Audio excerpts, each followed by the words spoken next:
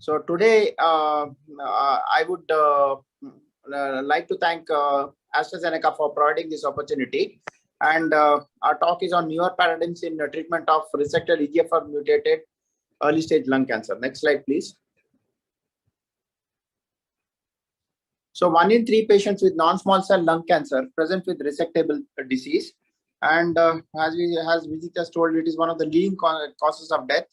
And more than 85% of all lung cancers are non-small cell lung cancers, with the estimated 30% of the patients presenting with resectable disease at diagnosis, less so in our country. So localized or early stage lung cancer stage 1B and regional or locally advanced stage 2 and stage 3 are deemed resectable. Next slide.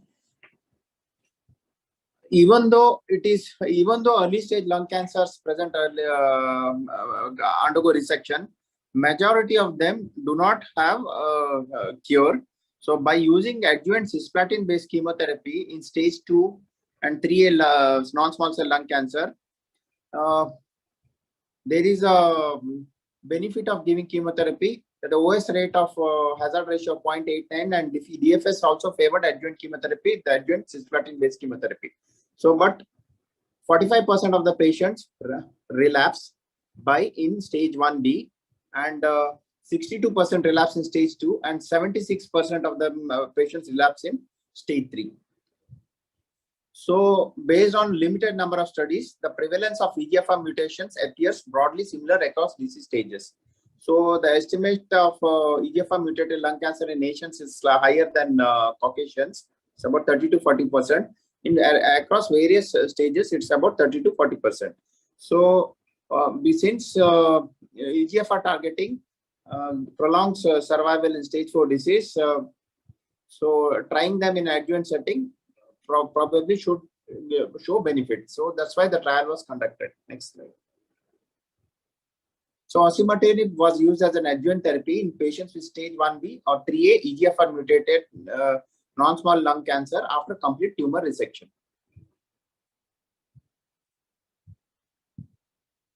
So ADAURA was a double-blind phase 3 study, and it was stratified based on 1B to 3A patients on EGFR mutation and by race. So there are 2 arms, osimertinib arm and placebo arm, and chemotherapy could be used in either of the arms. And coming to inclusion criteria, that is in the next slide. So all adult patients more than 18 years and more than 20 years in Japanese and Taiwanese population, and post-operatively staged 1B and 3A cancers, central confirmation of exon 19 and or L858 or EGFR mutation. Standard post-operative adjuvant chemotherapy up to 4 cycles was allowed, but not mandatory. And MRI and CT scan of the brain was conducted necessary prior to surgery. Exclusion criteria are all patients who have received neoadjuvant therapy, either chemotherapy or radiation, or any TKIs.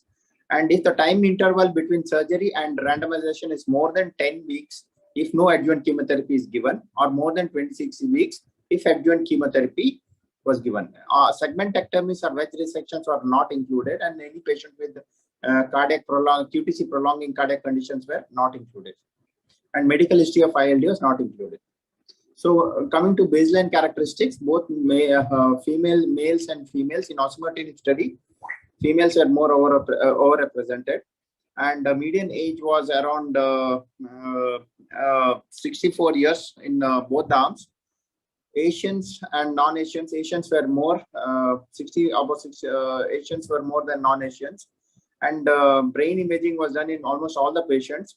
And adenocarcinoma, the most common type, and exon 19 deletion was in 55 out of 55, and exon and L858R mutation was 45, and most patients received, about 60% of the patients received chemotherapy in both arms. Now coming to the osimertinib DFS survival graph, there is significant divergence of the graph. So hazard ratio with osimertinib arm is 0.17. And in the overall population, significant. It was 0.2. More than 90% of the patients were alive at the end of 2 years in osimertinib arm, and about 80% in this placebo group, 85% in the placebo group. Overall population also showed significant divergence of the graph, and hazard ratio is 0.2.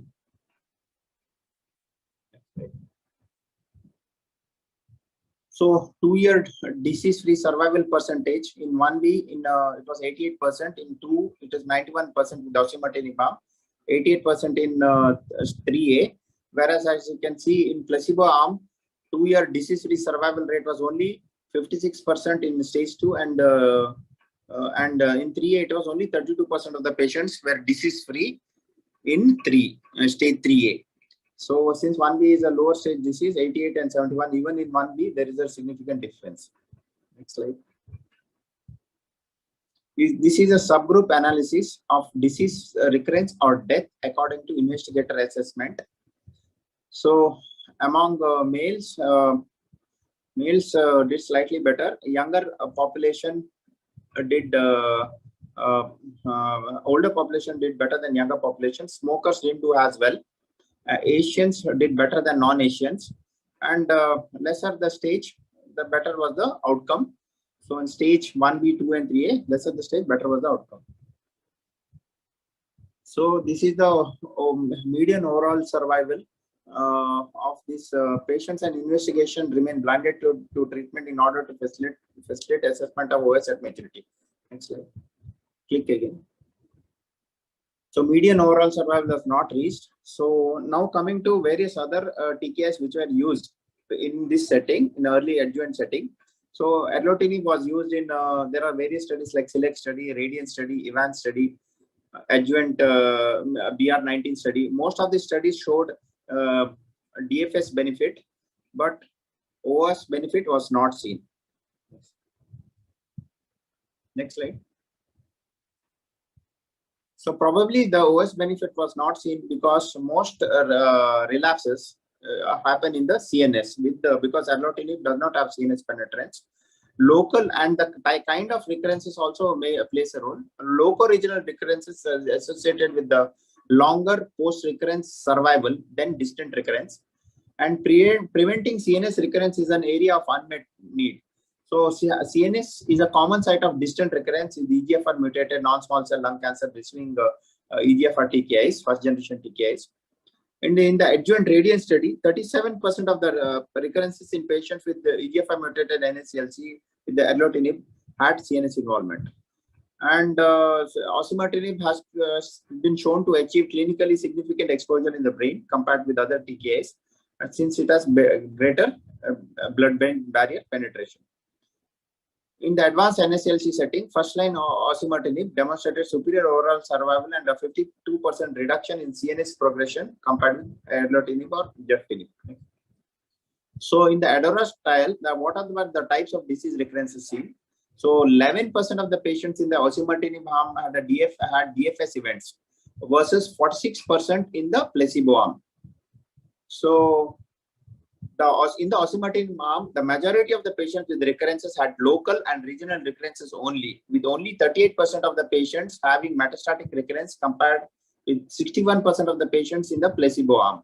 So most recurrences in osimertinib arm were local regional, and whereas with distance were more common in placebo arm. This is based on the site of recurrence.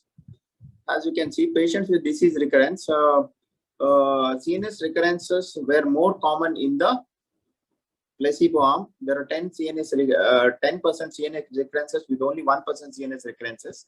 So disease recurrence were left 11% versus 46% in placebo arm. And extrathoracic visceral recurrences were also more common in placebo arm. So CNS disease-free events were much less. CNS disease-free events were only 1% in osimertinib arm versus 10% in placebo arm, and most CNS recurrences have a short survival. Now coming to the overall population, and CNS disease-free survival was not reached in osimertinib arm versus 48.2 months in the 48.2% in months in the placebo arm. 48.2 months in the placebo arm. So coming to safety, in both the arms, any grade adverse events were similar, but serious adverse events leading to discontinuation was 11% in osimertinib arm, and leading to dose reduction were 7% in osimertinib arm, and adverse event possibly causally related. So no deaths were seen in either of the arms, but more adverse events were seen in the osimertinib arm. Coming to most common adverse events were grade 1 and grade 2, and diarrhea was the most common adverse event, and dry skin, pruritus, cough, all EGFR related TKI adverse events were seen, but however it's much less common. QT prolongation was noted in some population.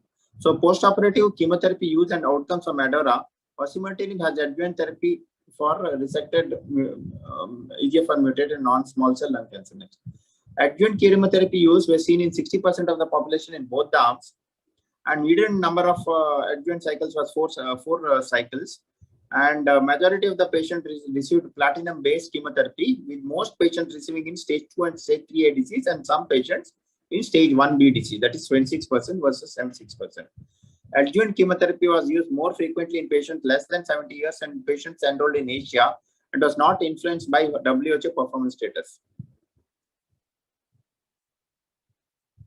Even in the patients who has received adjuvant chemotherapy, osimertinib DFS events were 11%, and median DFS was not reached.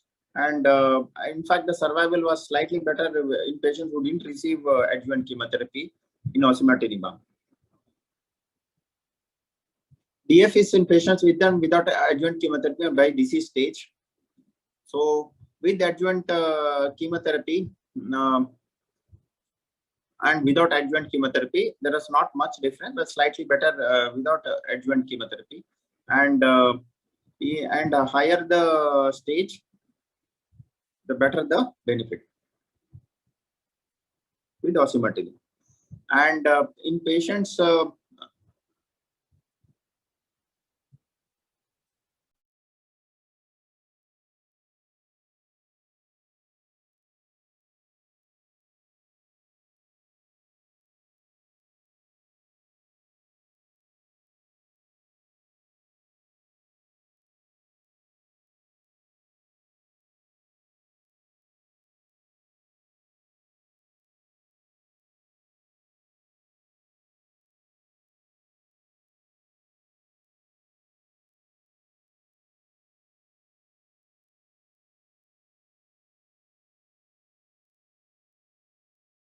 next slide.